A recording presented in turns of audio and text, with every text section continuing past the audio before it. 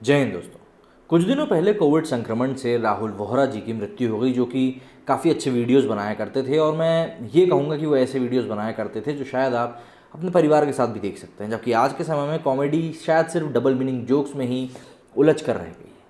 लेकिन उनकी मौत क्या कोई पहली थी कोविड से, या आखिरी है जो उसके ऊपर इतनी बातें हो रही हैं, इतने लोग उसके ऊपर बोल रहे हैं, इतनी चर्चा हो रही है?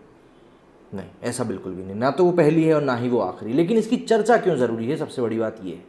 उसकी चर्चा इसलिए ज़रूरी है क्योंकि इस मृत्यु ने, राहुल वोहरा ने अपनी मृत्यु के पहले सरकारी तंत्र की, सरकारी सिस्टम की सारी पोल खोल के रख दी, सारी अव्यवस्थाओं की पोल खोल के रख दी। और उन्होंने ज़्यादा कुछ नहीं कहा, सिर्फ एक या दो फेसबुक पोस्ट और एक वीडियो, सिर्फ इतनी चीज़ों से उन्होंने सरकार की पूरी नींव हिला के रख दी। और किसी के पास कोई जवाब है नहीं। लोग सवाल पूछ रहे हैं लेकिन जवाब किसी के पास नहीं है। और जाहिर सी बात है, जवाब होगा भी क्यों, क्योंकि ये चीज़ें तो पहले से ही ऐसी थी। बस राहुल वोहरा जी के कुछ पोस्ट के कारण ये बातें उजागर बहुत ज़्यादा तरीके से हो गई। अब ये सब क्या चीज़ें थी, ये सब मैं आपको बताता हूँ। उसके पहले आपके लिए ज़रूरी होगा कि आप ये वाला एक वीडियो देख लें, जिससे कि आपको चीज़ समझ में आए।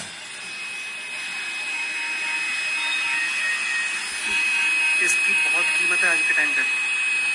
बिना इसके मरीज ना छटपटा जाता है, बिना इसके।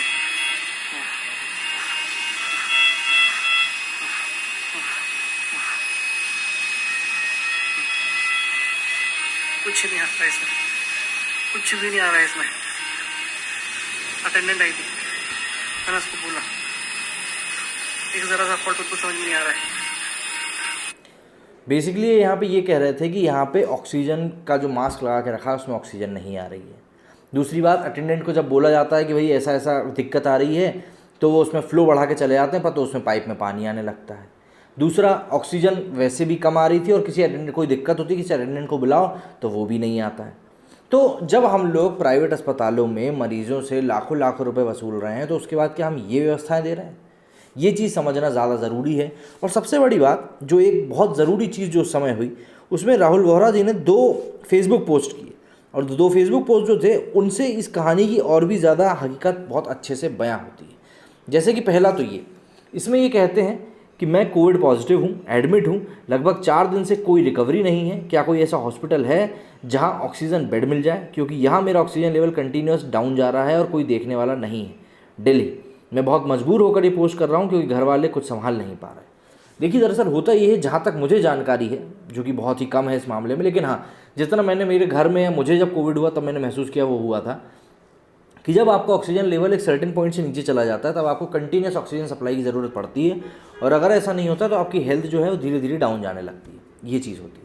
और कई हॉस्पिटल्स ये कर रहे हैं कि यही चीज़ सही तरीके से नहीं कर रहे हैं, जिस कारण से मरीज़ की हालत और ज़्यादा ख़राब हो जाती है। लेकिन हाँ, अगर ऑक्सीजन का लेवल जो है मरीज़ का वो बहुत डाउन पहले ही जा चुका है अस्पताल आने के, तो फिर उसकी रिकवरी होना बहुत ज़्यादा मुश्किल हो जाती है।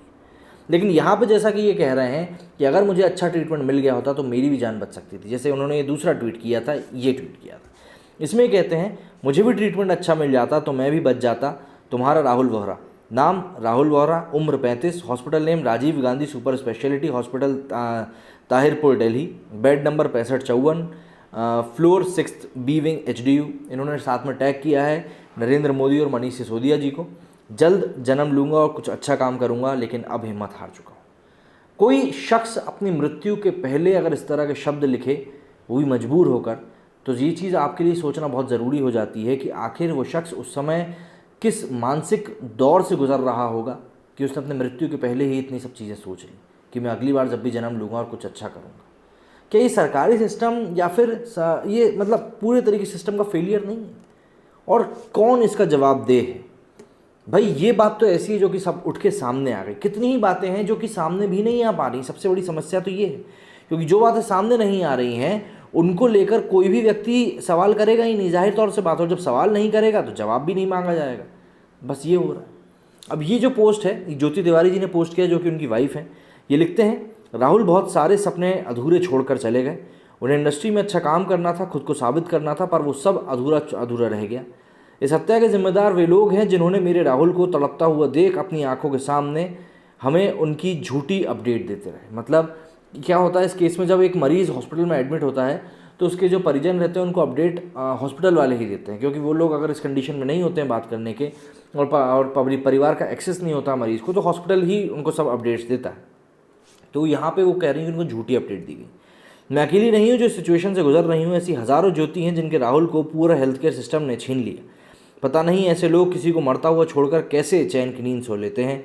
Justice for I Rahul Vohra. I want you all to fight against this. मेरे राहुल के लिए नहीं, अपने राहुल अपनी ज्योति के लिए।